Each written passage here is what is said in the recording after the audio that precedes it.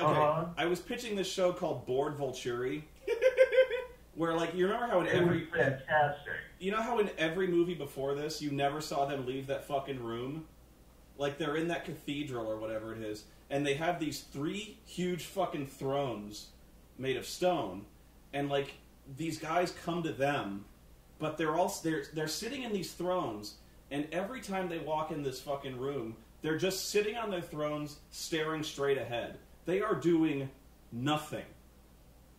So, like, I'm like, what are these guys doing when people aren't coming in and telling them shit? Are they just sitting there?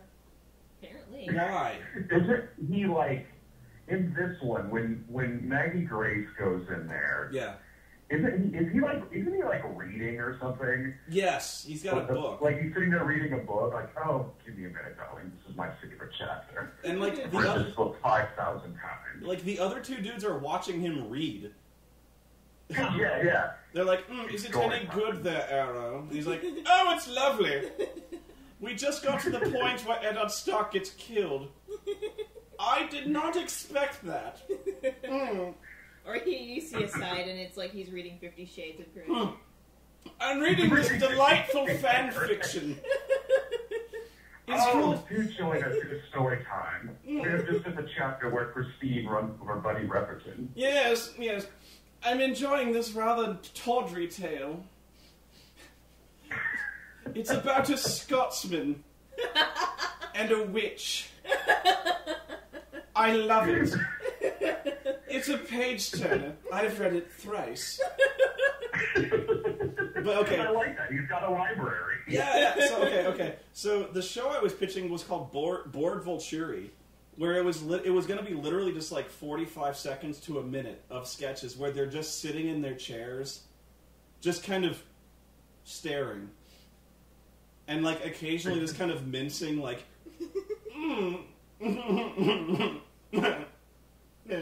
I'm sorry, I just thought... I'm sorry, I just thought of this delightful joke from The Office. Say, I know... we do pranks around our office? We should play more pranks. And say, what do you say if I post some Dilbert comics on the walls? I do love that comic. If I froze your blood in Jell-O. I would love to do typo-negative Jell-O shots, Arrow. This was fantastic because you called me about this, and it was great because it was 2 hours of us doing Michael. Yeah, I specifically called you. I was like, dude, I've got this idea.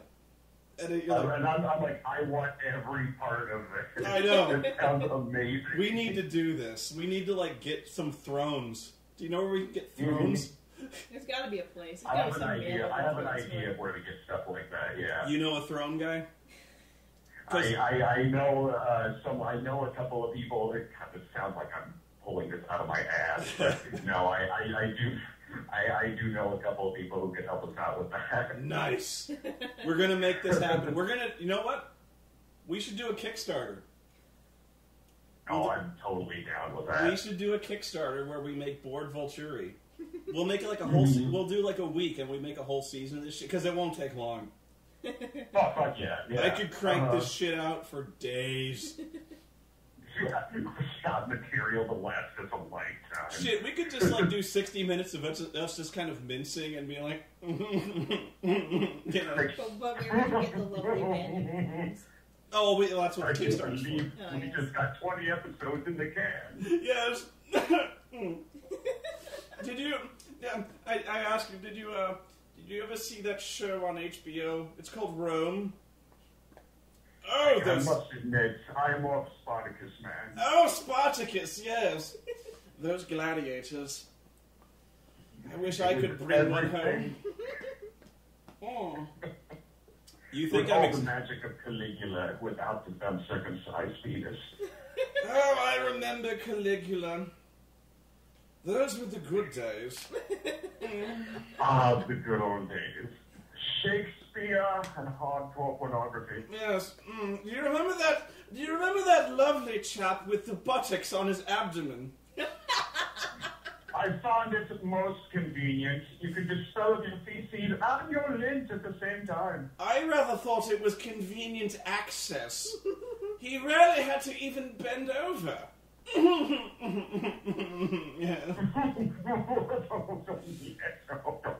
You never see that kind of thing anymore. You wonder if they make a surgery for that. The buttocks transplant. Oh, Caligula. For 10 years. You know who was a real party animal? Caligula's father. You remember what he would say when he was having those delightful pool parties? In the pool, little fishies. Come to me, my little fishies. Come to me, fishies. Oh, those were lovely days. We must get a swimming pool. Oh, Stephanie, would you bring in some more lemon tarts and appletinis?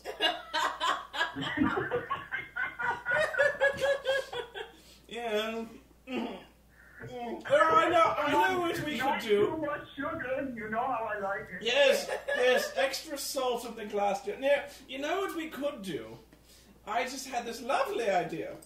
I got this game for the Xbox called the Michael Jackson Experience. I dare say we could cut a mean rug doing the Thriller. I can do the Thriller at Mach 3. Watch me.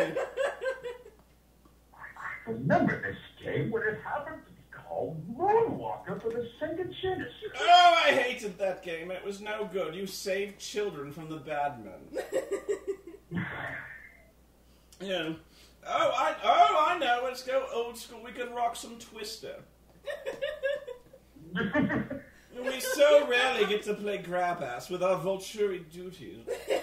It's so very drab and dreary around here. But we must take off these robes. I cannot play Twister in these bulky black velvet robes, loath though I am to take these off. I love velvet. Especially velvet band uniforms. Oh, but Arrow. I just walked by the Michael Myers mask who gave me the weirdest fucking look. Oh yeah, Michael Myers gave you a weird look. That's way too much rum. I don't give a fuck. That was a lot of rum. Fuck off. You're gonna regret that. I don't care. In the toilet. I'm alright. Rum my drink too. That's what I was thinking. This is really good rum. It is very good. I like this better than the Kraken. But was the Kraken? Yeah, the Kraken rum. It's like black spiced rum. Pardon me, man. No. Oh, fine. But Arrow, shouldn't we deal with this Cullen situation? Oh, yes, I suppose you're right. Cullen with a capital C. Yeah, well, of course I know that. But I suppose we should go deal with everyone. Yes. Now, go and put your drum major uniforms on. I'd rather say it's time for us to go to Washington and go kill some people. Line up in a straight line. Yes, everyone.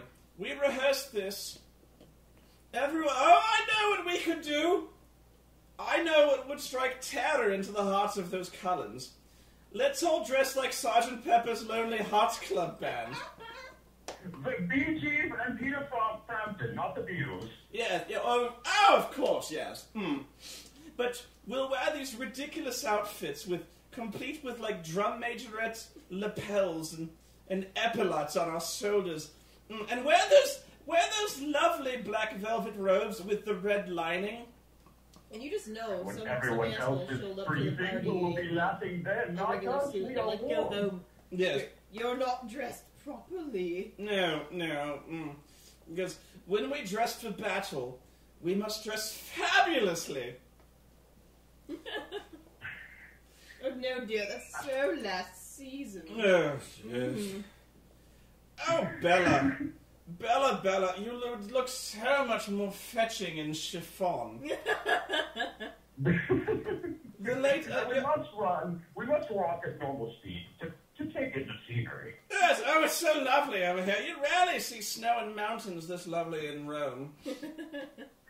When you look at the gorgeous artistic design put into this matte painting.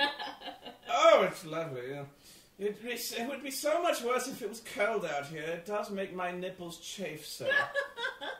The idea, pass me the Vaseline. Speaking of nipples, like all those people who are shirtless and wearing only loincloths. Yeah. Oh my lord! I didn't know. I didn't notice that their nipples were rock hard. I should have. I was sitting close enough. Oh dear! I see Dances with Wolves has joined us. Say, Apache, do you want to raid my little bighorn? Why, it's that famous character actor, Wes Studi. Oh, I do love an Indian man. Tell me, is that really the tan, or is that just bronzer? Either way, I look forward to finding out. And how long now has this tangent gone on? Don't be a bitch, April. Scrub that off of you. I'm rather enjoying myself. Don't ruin it for me. Oh. What is the part where what was the line where he just straight up when he's talking to her and he just goes, Bella. Bella. No, that's when he first sees her. He's like, Edward, come forth so I might talk to you about your child. Bella. Oh, I see they did bring you into their family, I see. You look absolutely a fright, Bella. Who dresses you, Kmart? Oh dear, we must dress you. Please tell me that's not the Martha Stewart collection. No, oh no, like she could afford Martha Stewart. This is so Walmart. Oh my lord, Bella, you must come back with us to Italy. We could put you in the most fabulous ball gowns. Take mine, please. You look chilly. Please take my room. Oh, I have extra. I have a closet full of robes. Bella. I do, Bella. That's not even There's the a woman in the audience who also has a robe. I fell out of my chair when he takes Edward's hands to read his thoughts, right? He's like, oh, we must see the truth of this immortal child. And so he takes his hands and he's like,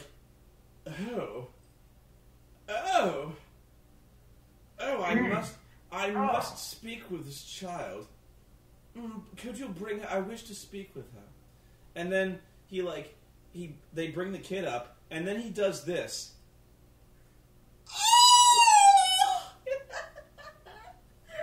That was amazing. I fell out of my fucking chair. She had to pick me up. So did I. It was so Jake, Jillian, and I, all three of us did, onto the floor. I can't believe that nobody else was laughing at that. Before he does that, I leaned over to tell Jake something. He does that right when he starts doing that. Jake and I both stopped what we were saying and looked right up at the screen and watched him finish that. He does it. We couldn't believe what we saw. I cannot believe that made it into the movie because I cannot believe nobody else fucking laughed at it. No, it was like you and me, and that was it. Everyone else in the theater was just. I got dirty looks. Yeah. So did we. Okay, I'm gonna do it for the camera. Like we were in front of everybody, so it wasn't like people could turn around and look at us, but someone kind of kicked, I think, Jake's chair. Shut the fuck up! I'm watching this. That was a really important scene, dude. This is the most dramatic scene in the movie. We're really rooting this for it. I'm gonna do it for the camera because, again, I'm not lying.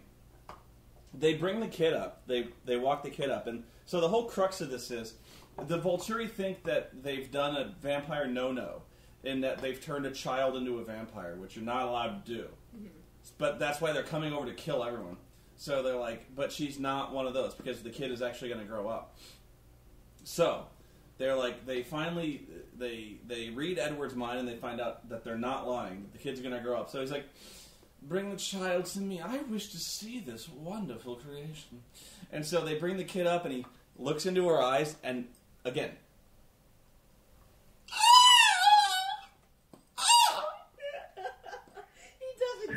He squeezed. He squeezed.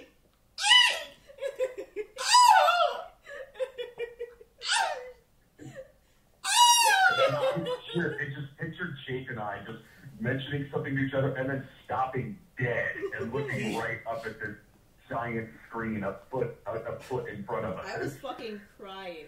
Now, what I just did was nowhere close to the squee this guy did. You have never seen a squee as squeed as this squee. There were parts of it that were probably too high-pitched for anyone but dogs to hear. Yeah. This was amazing. That was the best part of the movie. Oh my god, I didn't, just when you think Michael Sheen gets to a point in this movie that where you're like, oh, he's not gonna top this. No. And then that happens. And really, Michael Sheen's performance in this movie is worthy of like a college class study. It seriously warrants academic analysis for like the nuance, because Michael Sheen in this movie does not give a fuck. Like, it's almost like he had a bet with like the other two Vulturi dudes. Like, it's almost like he was like backstage. He's like, guys, I'm gonna see when they stop me. I'll bet you anything they don't. And they're like, what? He's like, I played Tony Blair in The Queen. Yeah. They're not going to stop me. Yeah, right? I was like, I was nominated for an Oscar. You really think they're going to tell me to back the fuck off? And they're like, there's no way. I am the Oscar-nominated actor in this film. They're like, he's like, and here's what I'm going to do next. Super gay. Like, super gay. Like, no one's been gay as this. I will gay as no one has gayed before. I will gay like the most immortal, like Brad Pitt immortal gay. I don't know. Actually, no, I was thinking Tom Cruise, like how Tom Cruise was like really kind of poofy. Yeah. But no, he's like, and then, oh jeez, it's like, I'm raising the bar, gentlemen. I am just gonna, like, in the middle of a scene, scream like a little girl. In the lights. Just in the middle of the scene. I'm gonna stop and raise my hands to my lips and just go, and they're like, why? It's like, I bet you $1,000 they won't even stop me. They won't even do a second take. It was so worth the 3 tickets I paid for us all to go see that.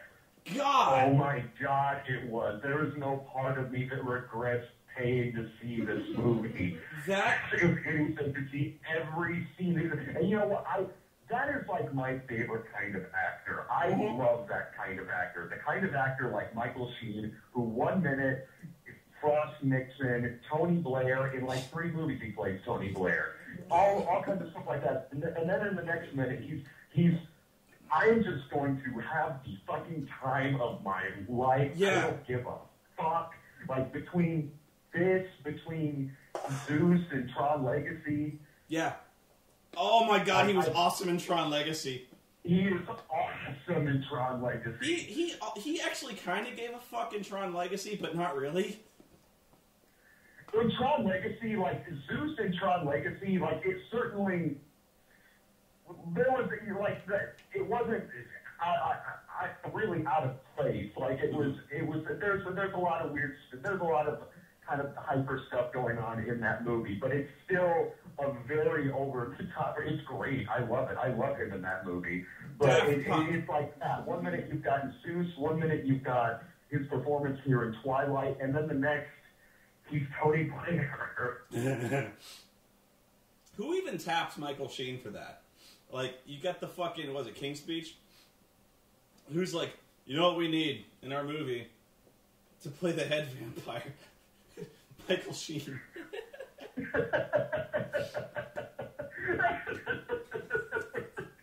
Let's get his agent on the phone. Hey, Michael, you want to be in Twilight? Fuck yes, I do. Absolutely, I do. Are you kidding me? He was like one moment away from wearing like a feather boa. Oh yeah.